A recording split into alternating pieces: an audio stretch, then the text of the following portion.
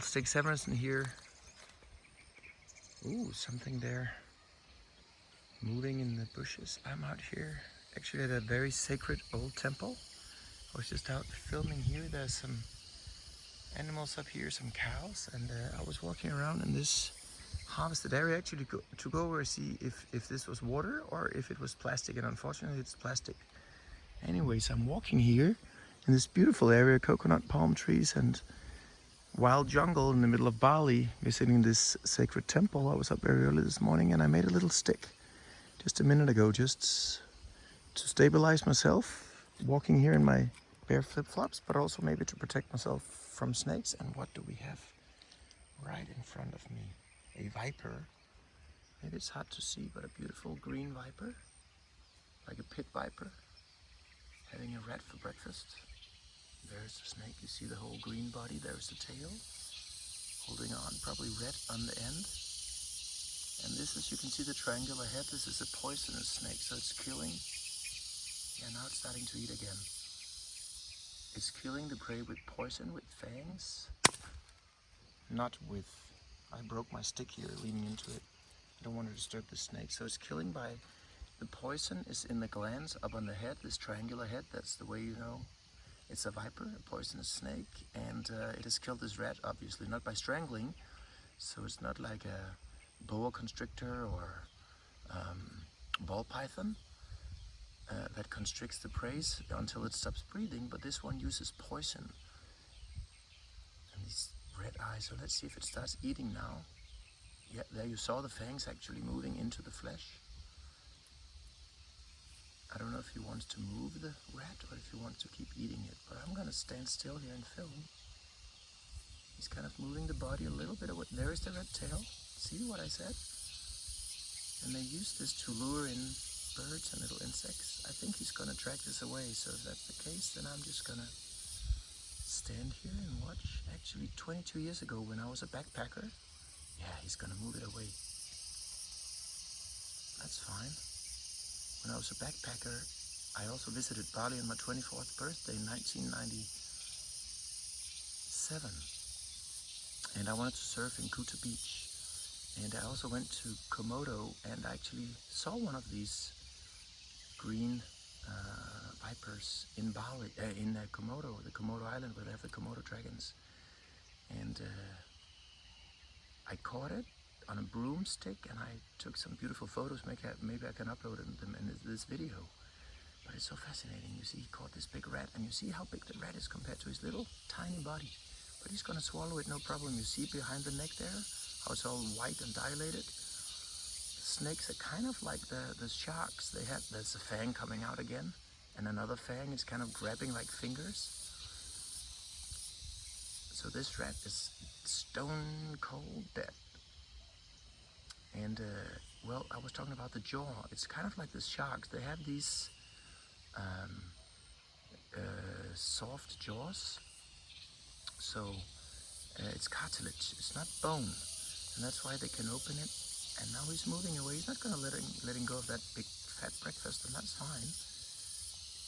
And I'm going to respect him and just stand here and film. And it's a beautiful opportunity for you to see also a green pit viper up close. There you see the neck there, how dilated it is, the scales. And he's not letting go of that thing. And I'm just gonna wait here nice and easy. And I can zoom a little bit, maybe. This is a pretty good phone. I just got this iPhone XS. So, thank you, Apple.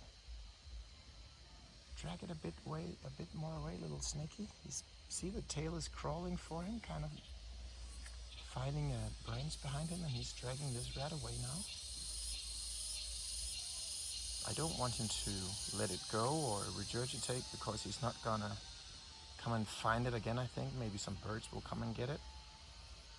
So, yeah. And there's a fang coming out again. Probably the other fang is coming out now, kind of grabbing on like fingers. And with each movement of the fang, of course, the rat goes a little bit deeper into the abyss, into the inside of the snake. kind of digging his way in with the fangs. It's a pretty big rat. Good catch. I don't know how many family members he has here, this green pit viper, but they're quite poisonous. Yeah, you see those big fangs. I don't know if you can see them in the movie. Maybe we can even zoom after in the movie or edit it. But I'm gonna keep scrolling with 2.2.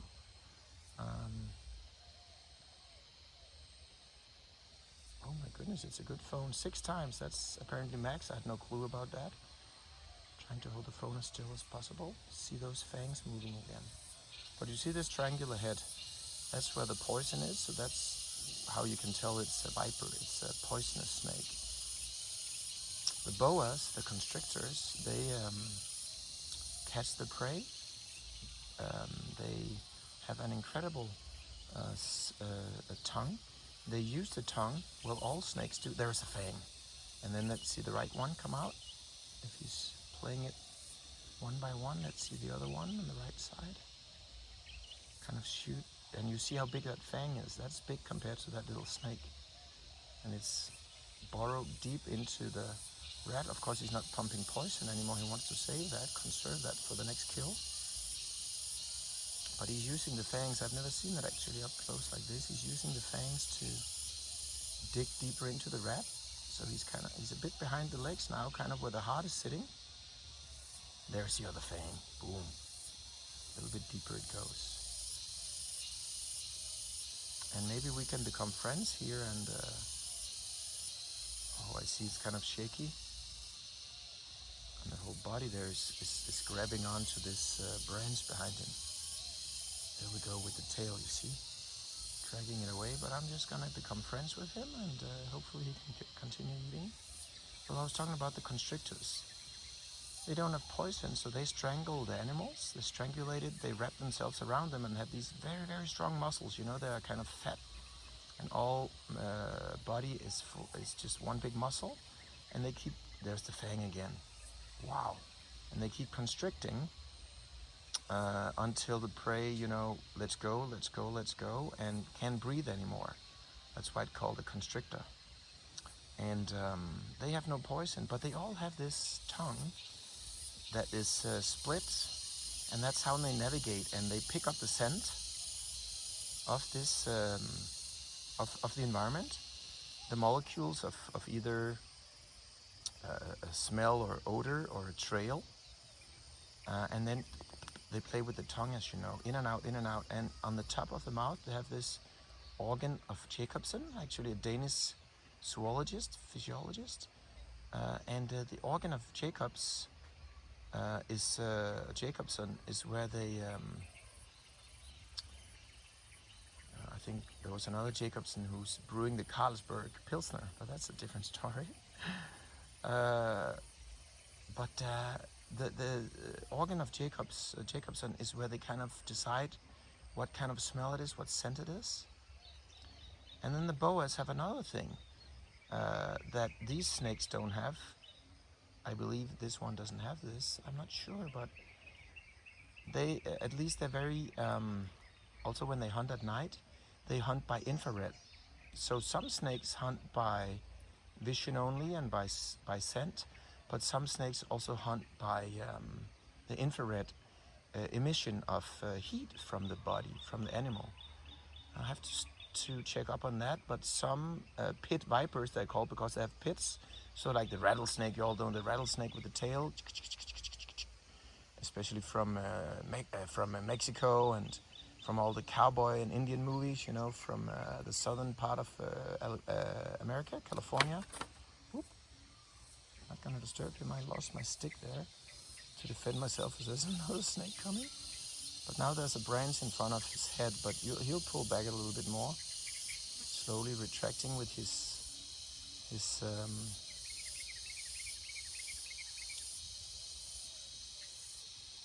catch here, his prey. Yeah, he's tightening the body on that branch there. We can zoom out a little bit. Go to 3. Wow, that's a good view here. Yes, please stay there. You see the legs are moving in now to the belly, so slowly he's making progress here. I'm not moving anywhere. It's a beautiful morning. I've been to a temple, this ancient temple, right down here to my left side.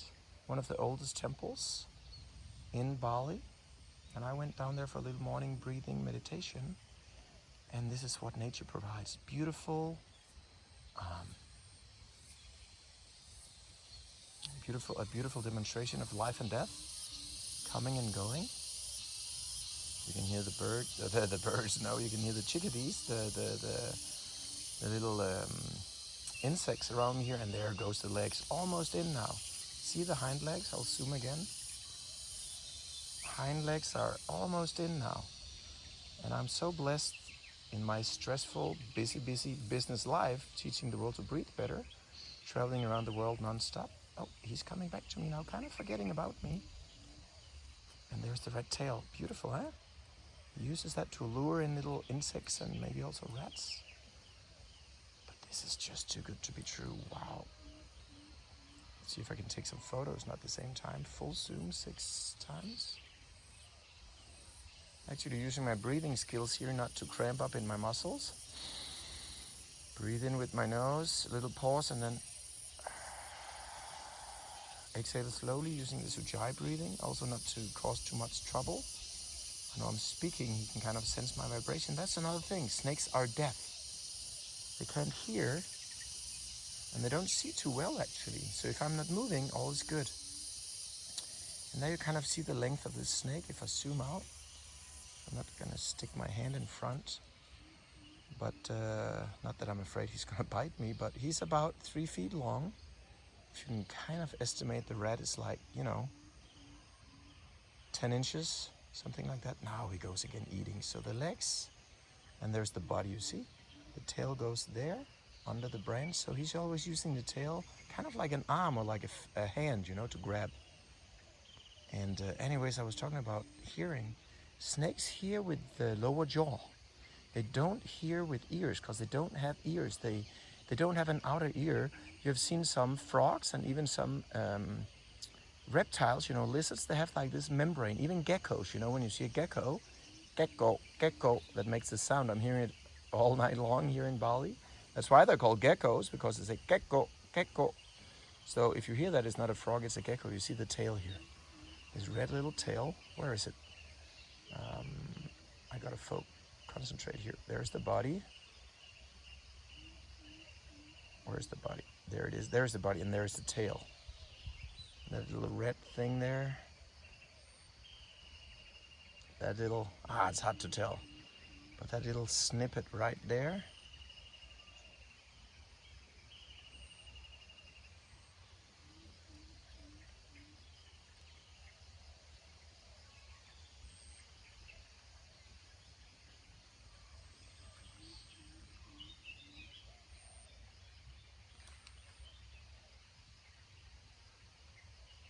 That's the tail.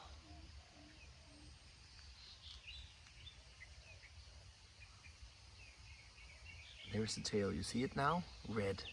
There it is. In the middle of the image now. There it is. And now it's moving. Now you see the tail. Of course also snakes, kind of like sharks. There's the tail. Red. So it can lure in little animals like birds. And now he's really making progress here. Oh my goodness. Getting that fat rat in. That's a good fat rat. That's a good breakfast. I'm having ants crawling on me here.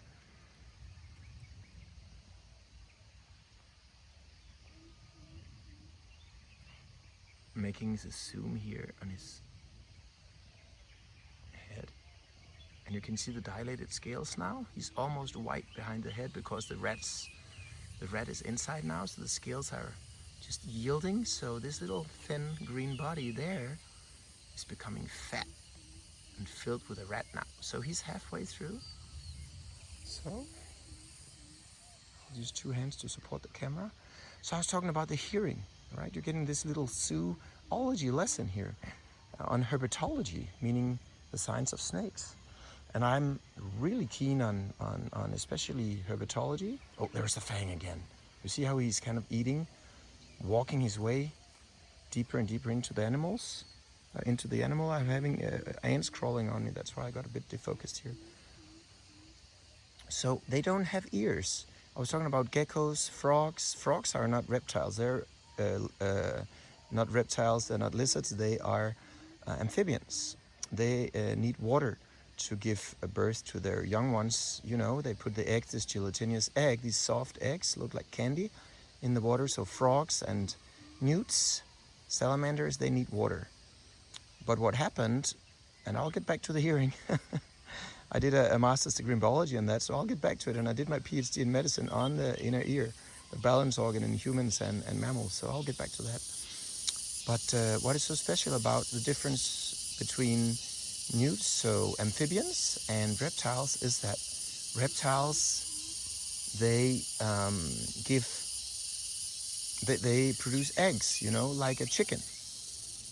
So there's a calcium shell. So I'm sure you have seen snake eggs or seen it in books, pictures. They look just like chicken eggs, a little bit more round, a little bit more soft shell.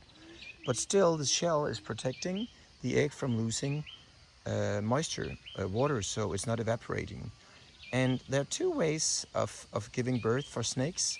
Some snakes give birth to live youngs.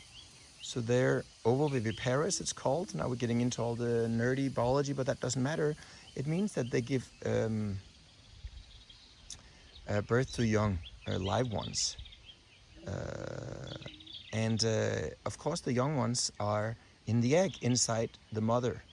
But they will burst inside and come out as little babies. So it looks like she's giving birth to little young ones, but they don't have a placenta, they don't stay in the womb, they stay in the egg, okay? Some sharks will do the same. They either put the eggs outside, like some Danish sharks and the skates and the rays, and they put them on the seabed, or they carry them around.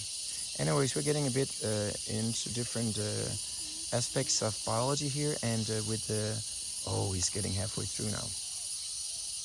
So as I was saying, with the reptiles, what so made a big difference in the evolution was the fact that they could go up on dry land. And they could do that because they were not dependent on the water anymore to give birth. So they could dominate the dry land, the tierra firma, the solid ground. Look at those fangs working. Wow, it's just phenomenal. I'm just keeping on filming, and this is going straight to YouTube, to schools, to use for education, and we can probably put some subtitles, maybe in different languages, or at least captions or some of the headlines here.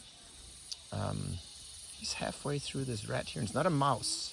It's a big fat rat. You can also tell it's a rat by the tail, because it's kind of striped, or you know, there's kind of these. A tail has a rat tail is kind of like rings, where a mice tail has hair. It's more, how can you say, soft. So this is definitely a rat. Anyways, I was just talking about this reproductive strategy. So the snakes, they put their eggs either some of the snakes will put them into the ground. So usually where the leaves are fermenting and breaking down, so there's a little bit more warmth than the surrounding environment. And that will make the eggs hatch in about a month, 30 days, just like a bird. And by the way, snakes, so reptiles and birds are almost the same animals. Some people think, and the dinosaurs are kind of the same. So some people believe that the scales turned into feathers, and there's this missing link, the Archaeopteryx lithographica from Germany, from Sollenhofen, from the deposits there. I believe it was 1861, 1865 maybe, but don't kill me if I'm wrong, but around that time they found this missing link in Sollenhofen in Germany, where they found this kind of bird-like reptile that had fangs. Not fangs, that's not true, it had teeth. So it had a beak and teeth, and scales developed into feathers. So it's believed that that was the first missing link between the reptiles and the birds, so showing that the scales were developing into feathers.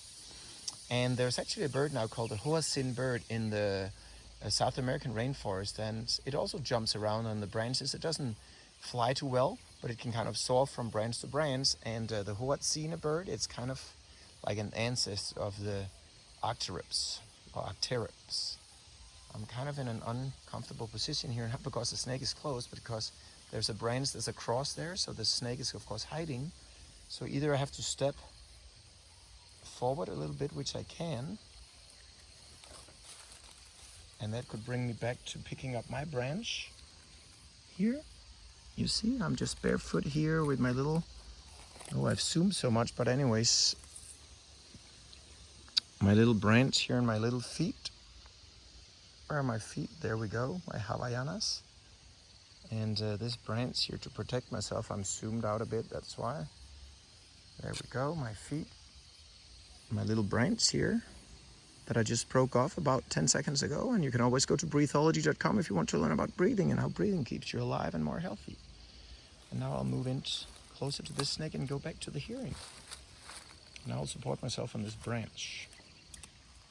Haven't even looked for the snakes, so I don't know if you, oh, there's a little yellow, kind of a lemon, a butterfly. Right over there, isn't that beautiful? But let's get into the zoom again and back to hearing. So I kind of lose my way sometimes, but I always get back. I talk a lot, but I hope this will be a bit of an education here. You'll learn something new maybe that you never learned before. There we go. So, keep eating, snaky, snaky. So about hearing, what the snakes will do is they will put, of course they have the lower jaw close to the ground because they climb on the ground. There goes the fang again. Oh, wow, that is a close-up. That's the money shot. There we go, baby. Bird's eye view. Wow, I've never seen anything like it. So when there's a vibration in the ground, that's also when I walked over here. I had no clue I was gonna sneak up on the snake, you know, but just kind of to not get bitten. Snakes are not dangerous. They're not attacking people. They're not evil creatures. Oh, both fangs here, beautiful view. So I'm moving position here with the camera. So if you just step a bit harder, stump into the ground, or use a branch or a stick like I did, kind of rattle, then the snakes will go away. They'll run away. They don't want confrontation. They just want to, you know, have a good life and go on with their breakfast here. And but anyways, back to hearing. What they do is they have the lower jaw right on the ground. Oh, I'm using the stick now. That's nice. As a tripod for a still. And there's some branches here, but he's moving the body again now, you see. I'll zoom out a little bit, so we're down to 2.4 zoom. He's probably gonna use that tail to move back a little bit into the branches here, which is good, because then I get a better view. And you get a better view. Yeah, a little bit more, please. A little bit more. I could even startle him a little bit just to make him move, but I'm not gonna do that. I'm just gonna let him do his own thing. So oh, there we go, that's a good shot. So to end on this hearing thing, they pick up vibrations from the ground, and that travels through the jaw into the inner ear. So inside the inner ear, it's built just like the human inner ear. It looks just the same. The labyrinth, it's a beautiful structure. And I actually did my master's degree on the reptilian labyrinth, on the balance organ, the utricular macula. And see, the rat is more than halfway in now. Wow, I'm glad I didn't disturb him too much. If I'd taken one step more, and you can see how also there's a new color coming in the snake. You can kind of see on the middle part there, he has kind of some brown stripes, kind of like leopard stripes. But in the white, you can definitely see it, right? Where did he go now? This camera here, where is he? There he is. So you can kind of see these brown stripes, this pattern, kind of like a leopard that turns out now when he's so dilated. And we've been filming for 24 minutes, 24 seconds now. So, you know, he's not in a rush to get his breakfast down. That's a big rat, and I'm gonna stay here till the bitter end. The rat is dead long ago from this poison, but I'm gonna stay and see if he swallows, and then you see the tail go in. But maybe he wants to go into the deep of, oh, there are the fangs again. Just working hard. Oh my goodness, what a money shot.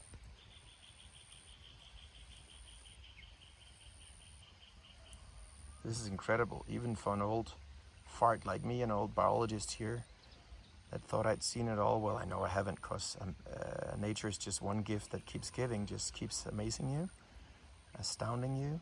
Oh, the tail is working. Look at that, if I can find it. Look at that tail working. Ah, he stopped. Oh no, he's letting go. What's happening? Where is he?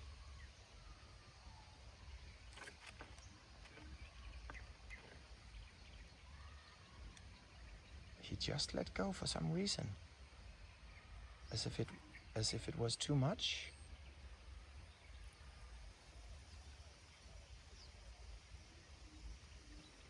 Maybe too big for his size. He's moving on now.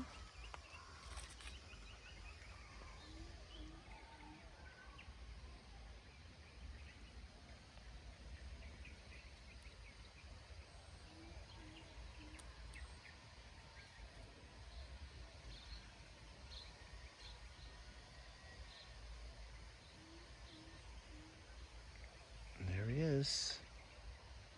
Moving on. I'm pretty sure I didn't disturb him. He must have been chewing in more than he could swallow, so to speak. He's moving along over there. I can still see his head. It's impossible to see in the camera, but I can see his head moving over there. His body sliding away. So here's the rat. I would so hope he could come back, but here's the rat.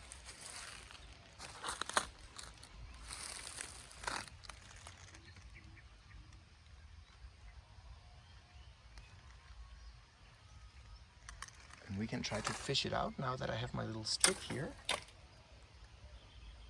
We'll fish out this rat for you.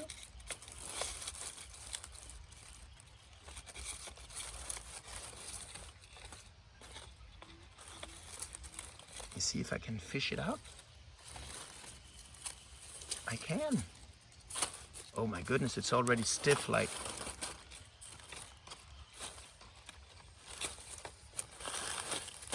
See if I can get this rat out here. I'm working with the camera and a stick at the same time, not easy. I can just grab him, of course. And you will see if he's dangling here from my... Oh, I'm zoomed. Hold on, sorry about that. It's kind of hard when you zoom too much. Anyways, now we're back to business, back to normal.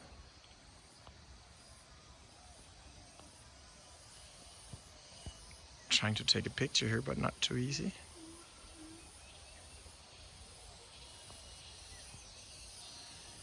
Anyways, there's the rat. Let's hope somebody else can get it. Snake is gone. And like I said, I'm pretty sure I didn't disturb him, but he got kind of halfway through, and then I think that lower part, that's my best estimate, because I really didn't disturb him, or, you know, after 24 minutes I didn't make any more noise. He kind of just voluntarily let go of it, and I'm so sorry I didn't capture that. What an idiot I am, trying to film the tail, but it came quite sudden. He kind of just let go, kind of backed off, kind of like this. Backed out with the fangs, like backing out instead of backing in. And that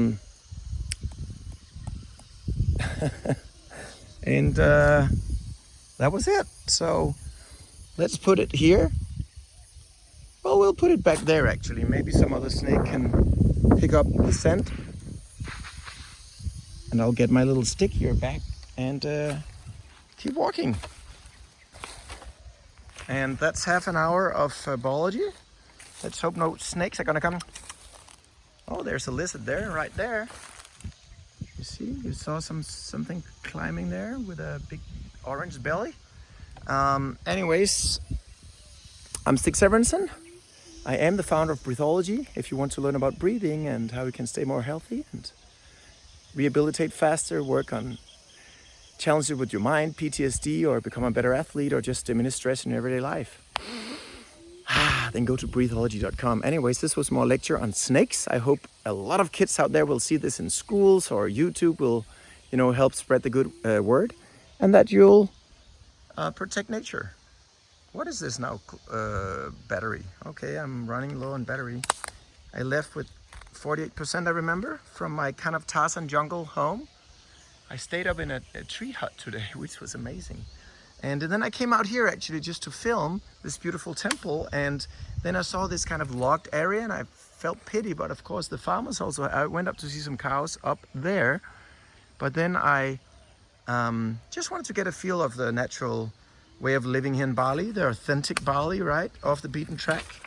And then right here, I just thought it was a good idea to pick up a branch and support myself, because I'm kind of almost falling here, right?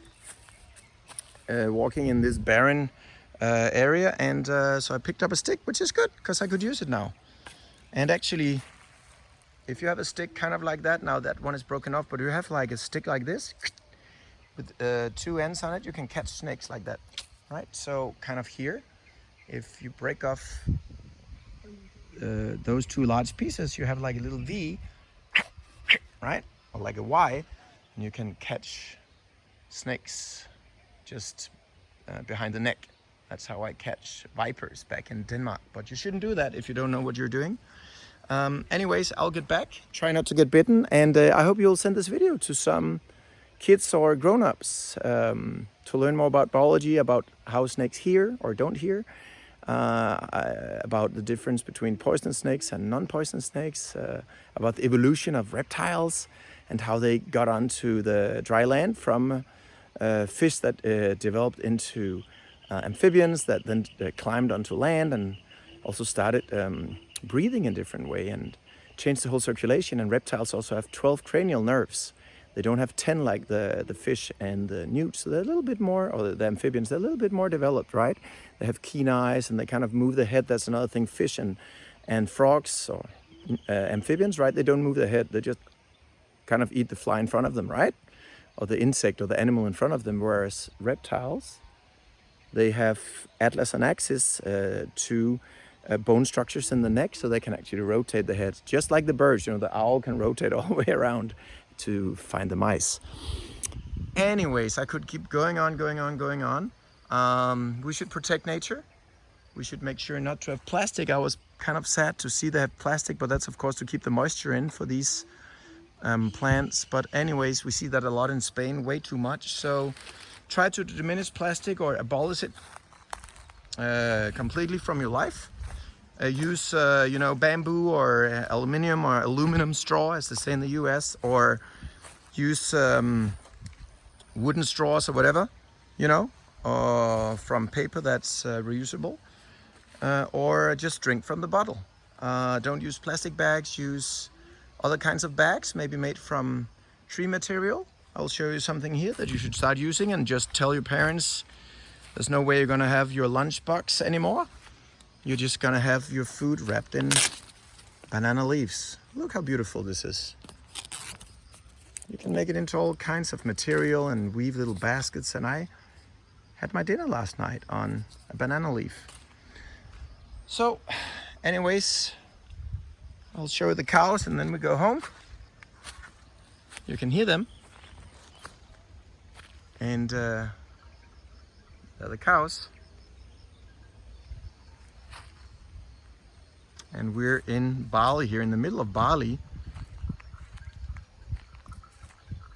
You can hear the cowbells. And I think this is cow dung mixed with the soil. So this is very fertile land. They have been harvesting here, but over here, and here they've been harvesting, but down here is green and nice. So yeah, raw nature, I love it. We have to protect it with all our might, with all our hearts, with all our guts.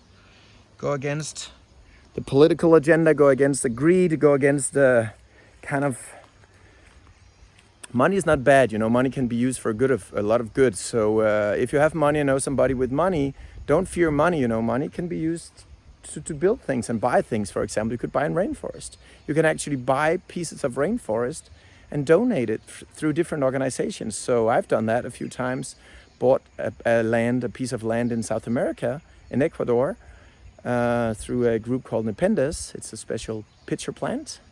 And Narrated NEPENTHES. I don't know if they have this organization anymore, but 20 years ago or 25 years ago when I started to become a biologist, we could buy a piece of land through them in South America and donate it to a child or to anyone. So that's what I did instead of, a bag of candy or chocolate or a pair of jeans. So consider your choices, right? Consider how you impact nature. I'm not trying to be a saint here. I'm just, normal guy walking around.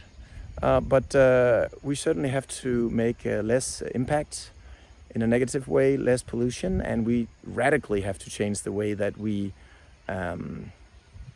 behave, the way we consume, this crazy consumerism, right? All these things, we have too many things. I'm just learning here on this trip how wonderful it is to just have very little.